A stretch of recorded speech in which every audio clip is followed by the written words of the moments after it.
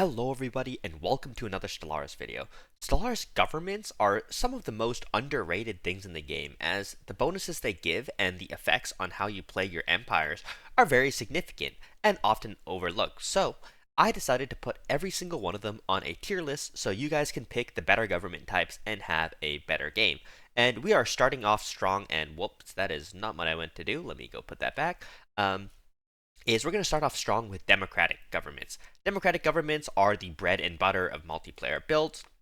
They have the very, very important effect of allowing a democratic election every 10 years, with the small side effects of increasing your faction resource output. And they're very flexible. You only have to be not authoritarian to take them, basically. And the reason why the democratic election every 10 years is so important is it allows you to reform your government at year 10 and basically drop parliamentary system or any other starting unity civics you start with, so it goes immediately into the S tier. Anything that helps with unity rushing will be ranked very highly. I would say oligarchic is the best base government form. It gives +2 effective counselor skill and +5% counselor experience gain per ruler skill level, so this can stack up to be quite a bit with statecraft and very quickly level up all your leaders to level 10, which has very strong and nice effects. And the +2 effective counselor skill is quite a bit for every single counselor. Unfortunately, next we have the dictatorial government type, and I hate to break it to you, but dictatorial is basically a D tier government. It does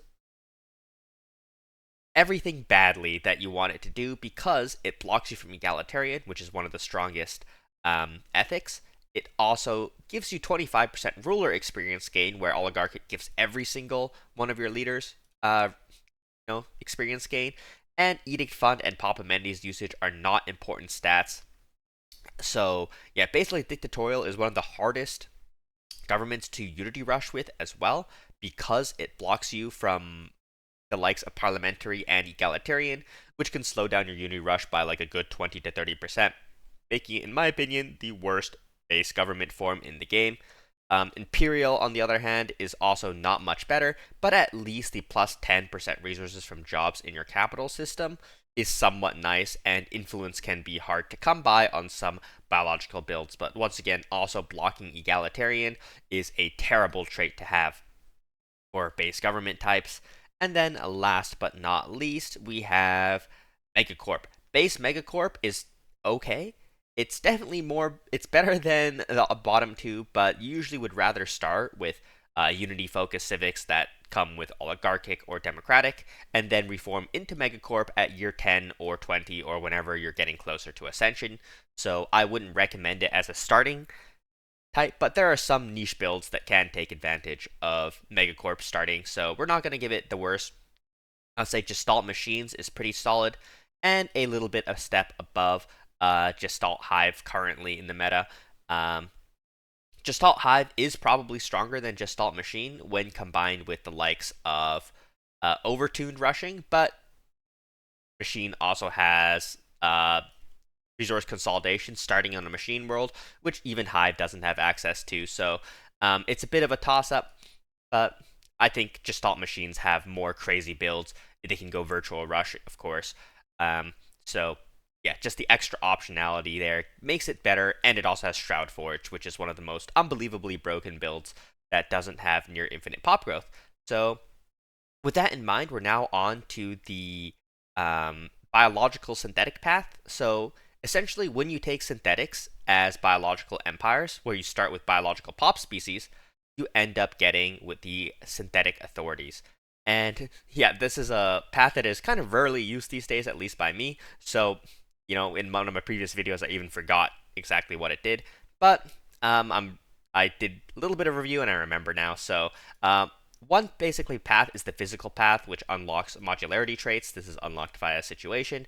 And then you can also take the virtual path. And unlike virtuals, when you have an independent machine species template or a Gestalt build, when you ascend from regular biologicals into synthetic, you can get this virtual research focus policy, which is basically you just get an 80%, I believe it is, bonus to your tech output speed, which is a very nice bonus, but it's generally not as strong as the modularity path, if you ask me.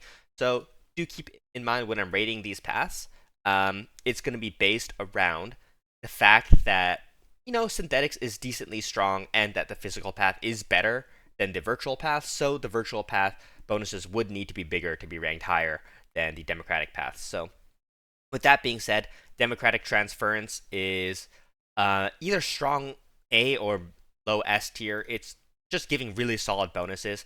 Specialist resource output is one of the more hard to come by bonuses in the game, and this gives 1% per district, which can easily be like 20% per planet, which is really nice. So I'm going to give that a pretty strong rating here, plus the fact that the modularity path of biological synthetics is decently strong once you do get it. Its main weakness is how long it takes to actually finish this ascension, right? So these governments, once you do get them, can be pretty helpful. That being said, this oligarchic overdrive path is pretty terrible.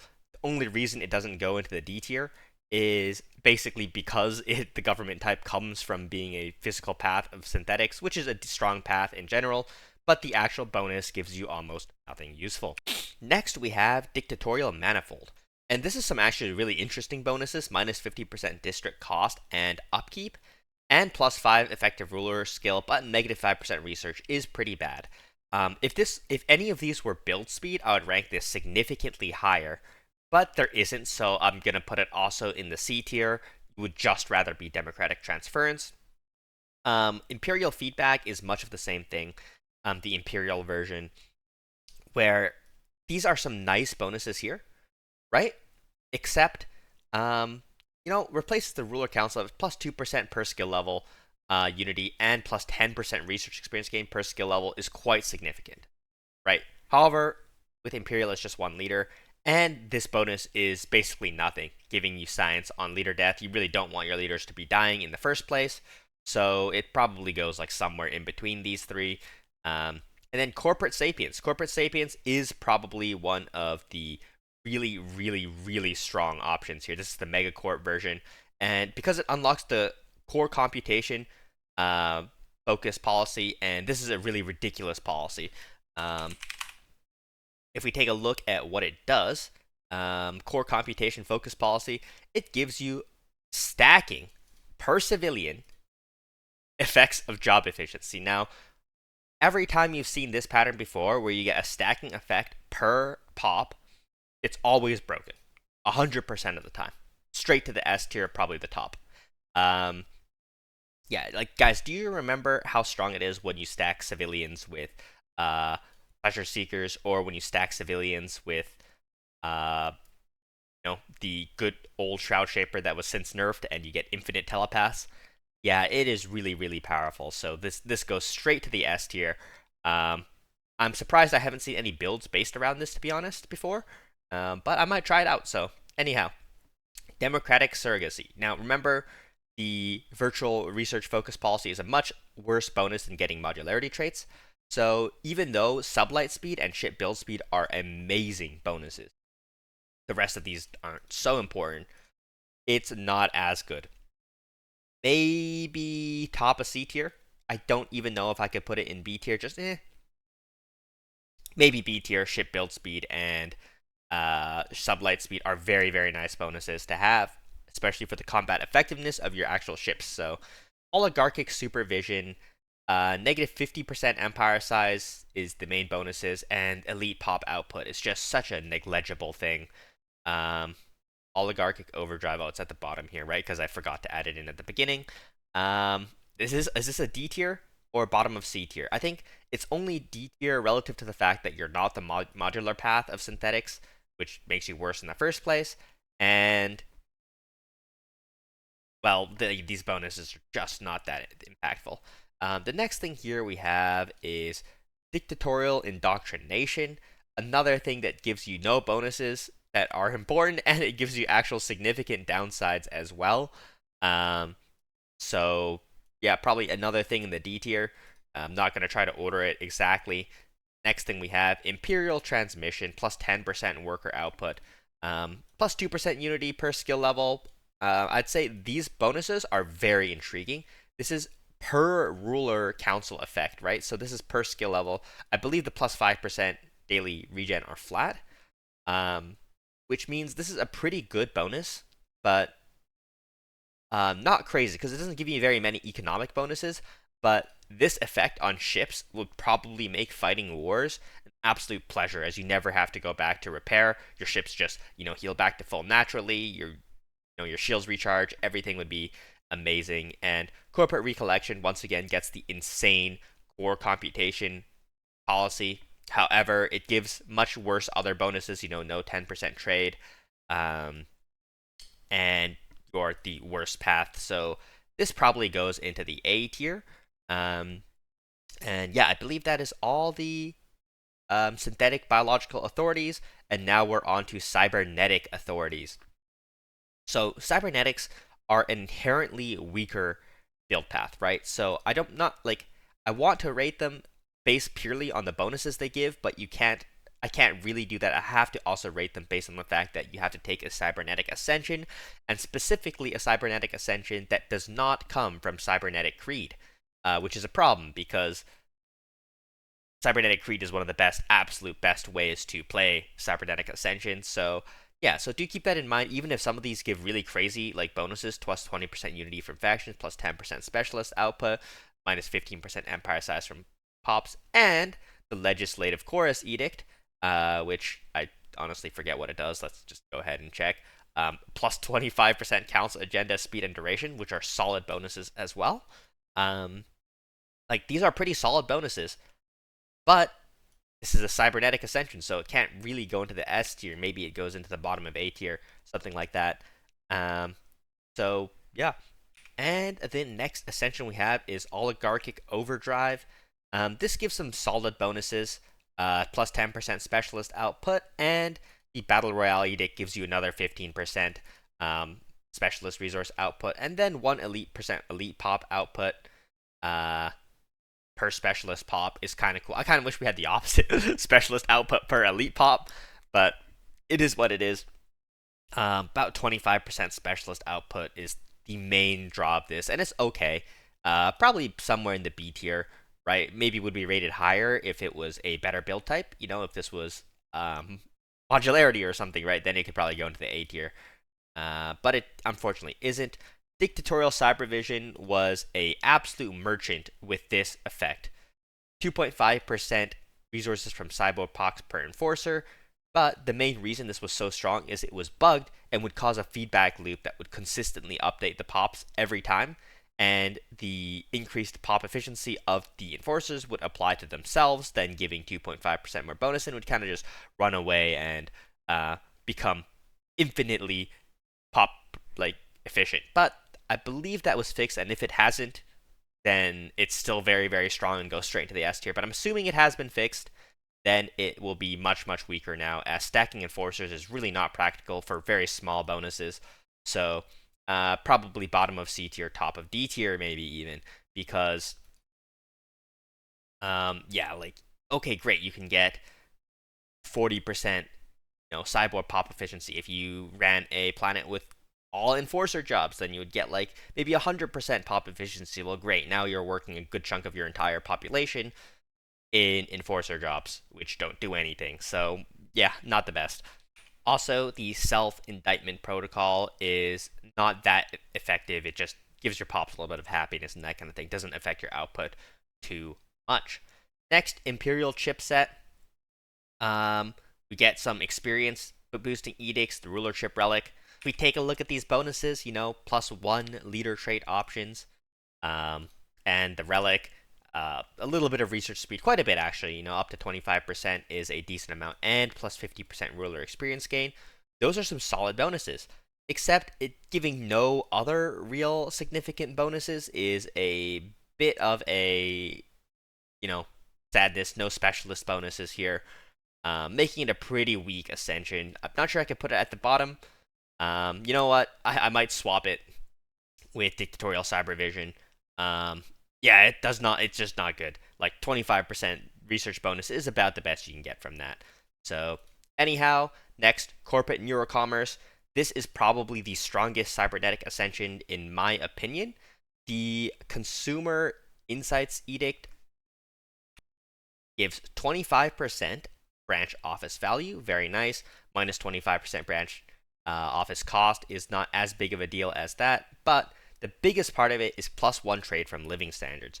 Basically, all your pops produce one trade as a baseline, meaning your economy can kind of often support itself if you combine this with something like worker cooperative, or you just use trade fed. It can support a huge chunk of all the resources of your entire empire just from existing, which is very powerful. And even though it doesn't give any pop efficiency bonuses, this is still pretty strong, right? So corporate neurocommerce probably goes to the top of the A tier. Once again, it doesn't get into S, not because these aren't crazy good bonuses, especially the +1 trade from living standard, but because it is a cybernetic ascension. Volitional Hive is pretty terrible. Megastruction build speed is not important. The Hive mount outreach edict giving 15% sublight speed and a little bit of diplomatic influence upkeep is really not a very important bonus. And this means you're dropping a biological ascension on Hive, which sounds diabolical. To be honest, the only thing you really get is plus 15% pop assembly speed.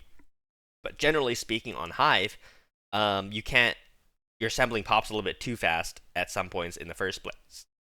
So overall, D tier. The Neural Chorus is a little bit better.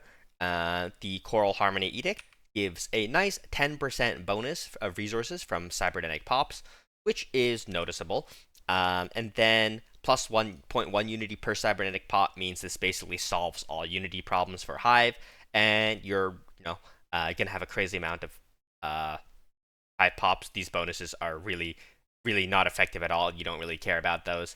So because it at least solves your Unity problems, it could probably go top of C tier or bottom of B tier. Once again, all these Hive-related Cybernetic ascensions are going to be rated really badly because it also means that you're not taking a biological ascension or even psionic ascension on Hive, which is a really bad thing. You definitely want to be going for those. Collectivist, so these are the other possibility for cybernetic ascensions. Worker output is really not as good as specialist outputs because they're just completely power crept by the support districts.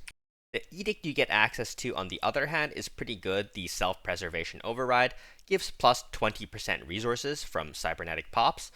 That is definitely a noticeable amount, so probably B tier, maybe top of B tier. It's pretty decent as a cybernetic ascension. I really wish this was specialist output, and then it could probably go into the A tier. And I also always love things that give minus empire size from pops. So the next one, Oligarchic Sleep Network, actually has some of the more interesting bonuses and edicts that go along with it. The first one is Safety Acclaim, which gives you plus faction approval. And the second one is, where is it? Enables faction extortion, which if you have, let's go ahead and just click on that so we can see the bonuses. It enables faction extortion, right? Which when you have the crowdsourcing edict, doubles the crowdsourcing output, which is actually a surprisingly decent way to play a crowdsourcing based build. Although Oligarchic doesn't, Cybernetic in general doesn't really have the pop growth to get a huge advantage out of crowdsourcing. But it's still a very cool build idea. Plus 10% output is nice. And minus 15% output on workers is really not the downside it seems like it is. So I'm going to put this in B tier just because it's kind of a unique way, in my opinion, to play cybernetics with crowdsourcing. And crowdsourcing is a strong way to play in general. So there we go. Dictatorial alignment. This is not as good. The Love Letter Virus Edict only gives a bit of happiness and that kind of thing. Not very important. Once again, worker output is not important. Research output is nice. 10% fire rate is nice. This is probably the big one. Plus 2 stability from soldiers would probably allow you to run some really funny builds where you have an entire livestock slavery planet or something, and you're getting +2 stability from each soldier job, so you just put like a few fortresses down, and you're at 100% stability with negative like a million amenities or something like that. And it's great, like that's probably the kind of build that you could run with this. Um, but overall, not very good. It'd be super niche if you made it work, and that's an if. It's easier to just be a powerhouse build that depends on having higher base resource outputs. Imperial Network is pretty interesting. So it gives you this really weird edict, and it gives you plus 500 housing and plus 1 spectator job per 100 pops and 1 hyper gladiator. So spectator pops turn out to kind of suck. Okay, so a spectator pop gives what I think it's like 2 trade and 2 energy or something like that. Why does it not hyperlink me to the thing no, not bookmark. Spectator. Yeah, like 2 trade and 2 energy, which is really not very good. And hyper gladiators, I completely forget what these do because you don't play with this every day. +2 unity, +10 amenities, and -1 alloy as an output. These are terrible, right? Like, so it's like cool because it gives you a bunch of jobs and stuff you've never really seen before for most playstyles, but the jobs they actually give you are pretty terrible. So I think this is probably a D tier ascension. Corporate Kaizen, at least you're a megacorp, right? And megacorp and cybernetic do kind of get along. Um, and you get the augmentation product launch agenda. This is another one of those agendas that, unless you play this build often, you probably couldn't name what it does. So let's just go ahead and take a look. And plus 30% resource from jobs is pretty good. Pretty good. I'm not sure the uptime on that. But if it was higher, it would be pretty good for sure. And then we have the rolling updates edict. Let's see what that does. And -15%. Okay, yeah, that's -50% consumer goods is not significant enough to be very good. But at least you're a megacorp, so you're not the bottom. But yeah, just try to be corporate neurocommerce. It's way better. Once again, Hive, Hyperstimulants Edict. The Megastructure Edict is just Megastructure build speed, which is just really not important these days in Stellaris. Let's see what the Hyperstimulation Edict does. Hyperstimulation Edict, 30% menial drone output. Oof. 30% is enough so that it power creeps support districts in quite a big way. -33% Empire size effects, +2 amenities from maintenance drones. Yeah, these are not good bonuses. Does this also go into the D tier? Probably. And memory aggregator, you get aggregated memory edict. Let's take a look at what that does. Aggregated memory, 10% council agenda speed, 10% counselor experience gain. I guess it could be okay with Progenitor Hive, but taking Progenitor Hive and then going into Cybernetic seems like a bit of an L, and these bonuses are truly really bad. Aside from +1 mechanical pop assembly speed and +1 trait pick, yeah, increased assimilation wars. This got to be another D tier. I'm putting a lot of stuff in the D tier. Maybe I need to separate it out after this. But yeah, those are some really sad bonuses, I would say. And we're gonna skip the Cybernetic Creed authorities. They mostly do the same thing. I guess if Cybernetic Creed was an authority in itself, it would be pretty bad as an authority type. Probably something like, I don't know, C tier. At least your Cybernetic Creed, right? So that gives it some bonus traits, points. And then we're kind of on to the biological ascensions. These have some of the biggest variety and just so many effects. So this will be a pretty long section, but do keep in mind these will be generally rated quite highly because biological ascension is so strong in today's Stellaris. So first of all, coordinate multiplicity, really amazing. So the reason why this is so strong is not any of these effects. It's mostly just empire size from pops. Yeah, -75% is just, or 15% is just quite a bit. Faction resource output is nice because it means you don't have to build any unity jobs, and just your unity from factions will carry your entire unity output. And because you're going to have so many pops, because cloning makes so many pops, it is decently strong. The government itself, though, I would say doesn't contribute that much to the strength of the build, so we're just going to max that out at a probably bottom of A tier, to be honest, just because it's a cloning build, and cloning builds are really good. Replicating Regency. This is kind of quite a bit weaker than Court Municipality. I find the minus Empire size from Pops and faction resource output outweigh the counselor skill by quite a bit, and it doesn't really give you much outside of that.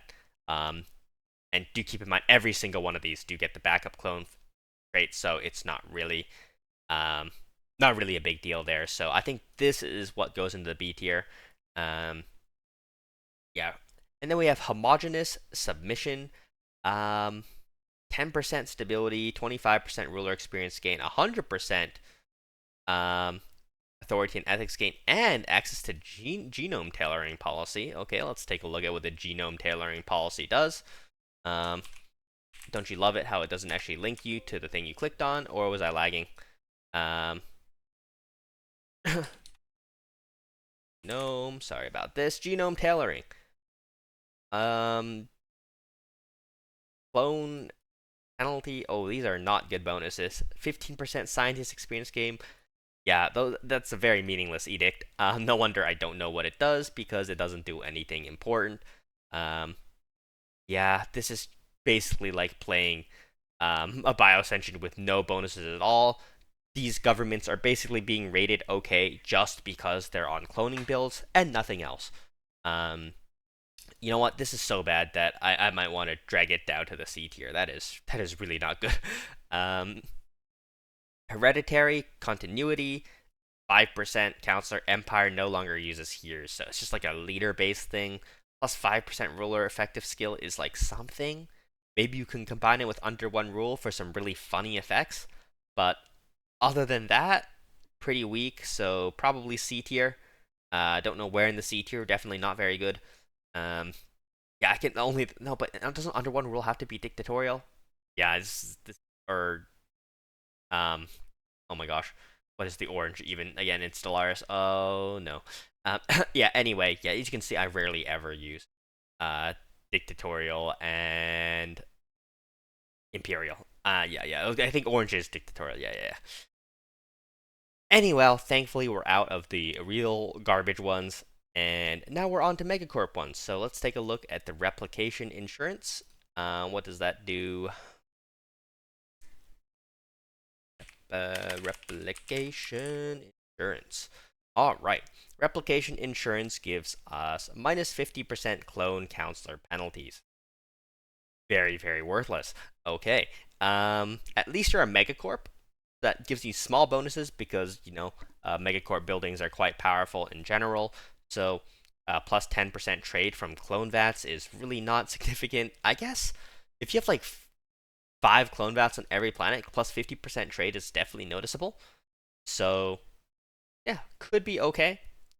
Could be okay at maybe like top of B tier. This is a cloning ascension, right? So, still very strong. And then replicating horde minus 33%. Empire size effect plus 1 research alternative. Not the strongest. Are a hive cloning build though, so it's probably not the worst. Maybe bottom of B tier. Can I give it bottom of B tier? Nah, because some of the other hive ones are so ridiculous. Like when we get to purity paradigm, you know what I mean? Like what are we talking about? Minus 33% empire size effect. So yeah, let's leave that there. Now we're talking about the mutation bonuses. So some of these are pretty good, like plus 5% job efficiency, 10% happiness, 10% unity, plus 5% research speed. Like once again, these bonuses aren't crazy. You can reach 175% habitability, which is nice, but you can do that on both cloning and purity as well, thanks to the flexible trait picks. So it's a bit of a misnomer to say they're common effects, right? Anyhow, like mutation is a little bit weaker than cloning, but like all biological ascension paths are pretty strong. So we do have to keep that in mind. We could put this somewhere in B tier, not a huge difference from some of the other ones. Catalytic command. This one is quite a bit better. Specialist resource output, of course, one of the most valuable things in the game. Who cares about the happiness? 25% elite pop happiness, whatever, faction resource output. This is decent. This is like a top of B tier kind of build. I don't think any of them will get into the A tier just because mutation, in my opinion, is not as strong as cloning or purity, where we'll have some of the true A and maybe S tier builds. Faction resource output for hybrid mandate, 10% stability, 20% elite job happiness and efficiency. Here's the problem: elite jobs are a tiny percentage of your actual economy, so I would say this goes into the C tier. Genomic expansionist, plus 5% research speed, plus 10% leader experience gain, plus 15% worker job efficiency. As I mentioned before, worker job efficiency is not all that it is, like it is the weakest, one of the weaker job efficiency bonuses because of support districts. If support districts are ever nerfed, which I believe they are going to be, all of the worker job efficiency things could be considered higher tier. But this is a 4.1 tier list, so we're just going to rate this based on what we have now. Organ Usury is probably, in my opinion, the strongest way to play mutation, plus a 0.5% trade from pops with the spare organs trait, right? So you just put this on all your pops, and then they start just by base producing trade, and as you're a biological ascension, you have a lot of pops, generally speaking. This could be considered an A tier pick, to be honest. Yeah, like inherent trade production is very, very nice, as you saw how high I rated corporate neurocommerce, despite it being a cybernetic ascension. Adaptive dominion, minus 15% empire size from pops, 15% menial drone efficiency, 15% habitability, which this is at least a bonus to specialist resource output, so it's definitely a little bit stronger than replicating horde, in my opinion. But bottom B tier is probably best I can do for these because there's only one Hive Ascension where I think it is truly good. Anyhow, let's go to the Purity builds. Purity is probably the strongest Ascension path for biological empires in single-player games, in my opinion. Phenotypical autonomy is just okay, though. It's probably one of the weakest democratic governments in the entire game, as these bonuses are pretty bad. None of them do anything that good. Okay, nice. Happiness is great. Your happiness is already really high with any biological empire.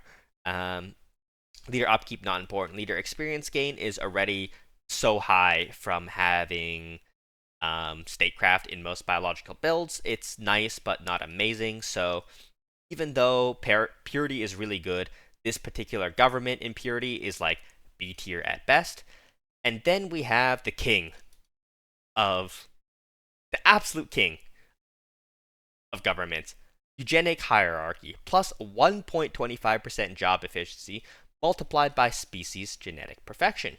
In case you don't know what species genetic perfection is it's just all your positive traits minus all your actual traits and then multiplied by some constant, which I forget what it is, to kind of balance it out. This is, I believe, it's like just a 20% job efficiency across the board, which is, as you can imagine, amazing. It's even stronger with Overtuned, which has higher amount of trait picks available. So yeah, this still goes straight into the S tier. I'm not sure where it goes in the S tier. Let's put it in the highest position so far. I think it's absolutely amazing. Nucleic Judiciary is another hard hitter.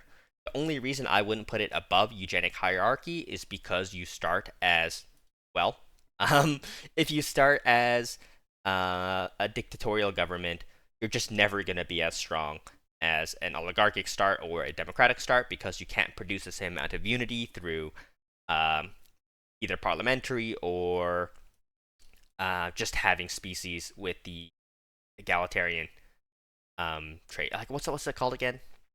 The living standard. Utopian abundance, right? Utopian abundance produces a crazy amount of unity early on. Anyhow, this effect is absolutely nuts. Plus 25% society research per 100 pops multiplied by species genetic perfection. I haven't played this build since they nerfed species genetic perfection, right? But last time I did it, I basically ascended and I had 1,000 society tech right off the rip, and I had like 2,500 society tech by like year 35. The reason why this is so good is when you combine this with something like bioships or even better, amoeba builds, Amoeba builds require no techs essentially outside of society techs. So you can get ridiculous amoeba fleets by building just physics and engineering on one planet, food on another planet, and just enough to maintain the rest of your economy, energy credits, whatever. You can do it through trade or anything you want. Do your third planet, and then in 3 planets, guaranteed you have a really broken build, and then you just need naval cap. And yeah, just the amount of society research it gives is crazy. I would say this is also an S tier build. The problem with it, however, is you are limited, in my opinion, to fauna ships, as even with bio ships, you kind of have too much society tech and not enough of the others. Anyways, biotic dominion. Ooh, yeah, these are not as good. Effective leader skill is nice, multiplied by species genetic perfection. If you were doing some leader maxing build, it could be good. But just do keep in mind that any leader maxing builds aren't as good as just having base pop output, in my opinion, in these days in Stellaris. So let's go ahead and give this a decent but not amazing rating. You know, it's still a purity build. Can I really give it C tier? Probably not. Anything that's purity is probably a little bit better than that, to be honest. Organic Syndicate, now this is another super amazing thing. Plus 25 trade per 100 pops, multiplied by species genetic perfection, which I think it is a much higher multiplier at the end of the day than Organ Ursery. These other things don't really matter that much. So yeah, this probably, is it an S tier or just a strong A tier? I don't think I can put it in the same tier as like Eugenic Hierarchy or Nucleic Judiciary, just because it's not as versatile, right? So yeah, I think that's a fair rating for it. And then last but not least, this is probably the best Hive build we've seen so far. Purity Paradigm, plus 25.25 unity per 100 pops, multiplied by species genetic perfection. This will ultimately give you, like, I don't know, probably like 1,000 unity per 10 years into the game. Like, you'll ascend, you'll immediately have 1,000 unity almost. Maybe not quite 1,000 unity, maybe 800. And then 10 years later, you'll have 1,800. And 10 years after that, you'll have like 3,000, 4,000 unity. It's absolutely nuts, the amount of unity you get. And the rest of the things are not that important, but just covering an entire resource just from a government is really strong. Really strong. And you're a purity ascended Hive, which in my opinion is the absolute best way to play Hive. I don't know whether to go low S or high A, but I'll probably go high A because the things in S are so versatile or so broken potentially, right? Like some of these are rated based on their potential brokenness, like not for multiplayer, but for single player and infinite stacking, and then some of them are rated for their general high power. So yeah, there we go. And the next thing we're going to go cover is Psionic Authorities. There's the Evolutionary Predatory Authorities. I'm not going to rate them because I'm guessing most people haven't played it, and people who have probably know what's going on, but I certainly haven't. So I feel like the ones that are limited to a single empire are a bit specific, so we're not going to cover them here. And we're going to go straight on to Psionics. Psionic governments are not the best. They don't do very much, and you're stuck with psionics, so it's like a double whammy. These probably are going to be some of the lowest rated in the entire game. Like, these bonuses are really bad. 10% faction output, 10% unity from jobs, 10% empire size from psionic pops. These effects almost do nothing when you consider how few psionic pops you're going to have. Because you're a biological empire with no bonuses to pop efficiency. E tier.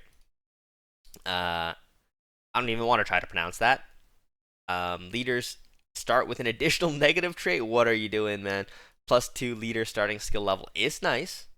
-15 leader recruitment age is nice, but I mean, if your leaders are dying in Stellaris in the big 25, maybe your ascension path isn't that good.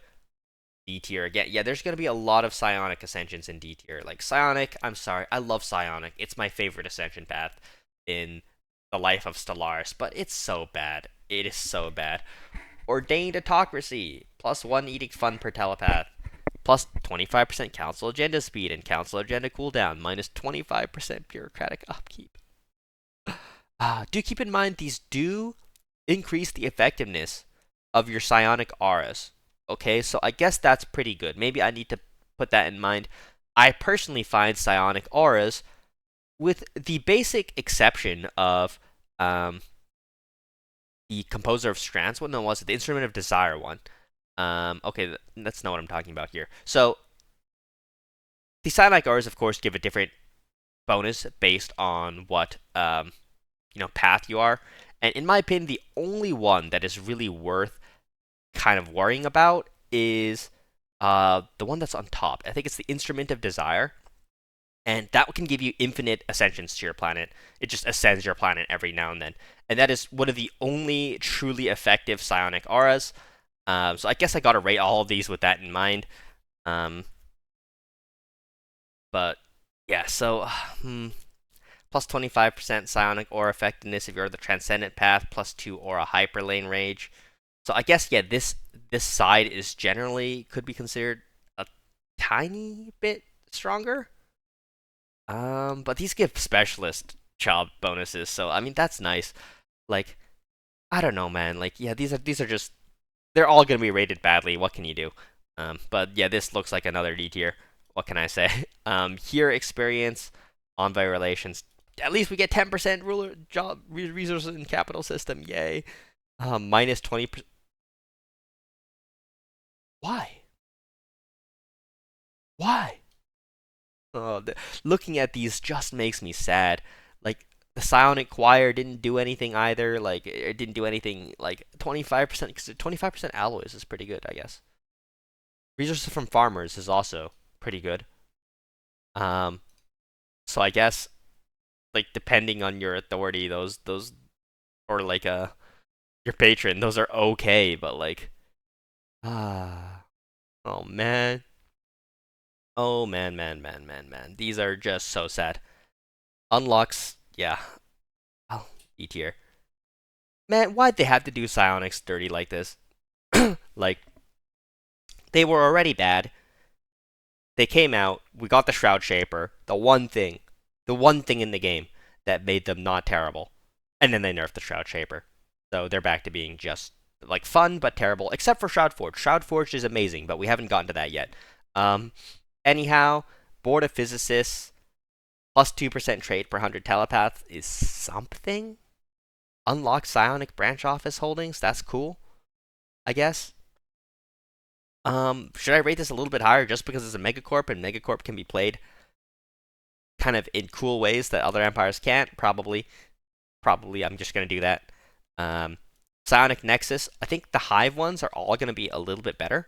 Minus 0.1% job upkeep per attunement point. Like, if you maxed out your attunement, that would be like minus 10%, right? So, decent, but not amazing. If it counts for more than one different kind, you could max this out at 20%. If you could count the attunement for 2 different patrons. So, this is a little bit better. And your Hive, right? So, you actually have pops.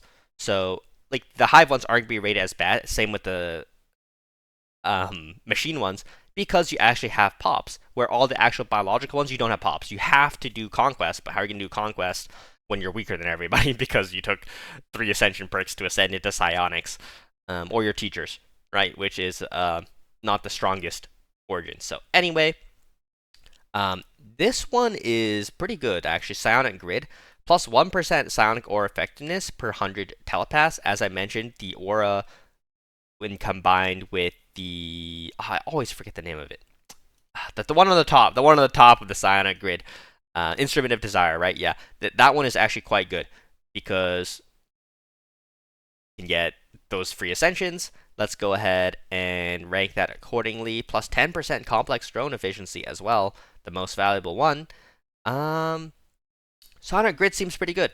This seems like one of the better ways to play Psionics. Once again, you are still a machine, right? So you have actual pop assembly. You'll get up to like 13 assembly with the maxed out capital buildings and nothing else. And then when you get into Fallen Empire territory, you can have an actually real amount of pops, like once you have the Fallen Empire techs.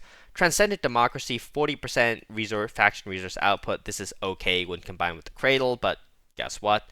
The Cradle was also completely nerfed in the beta. So yeah, this one is not pegged at the bottom because the Cradle build will still exist. It'll just be weaker, but it'll be C tier at best.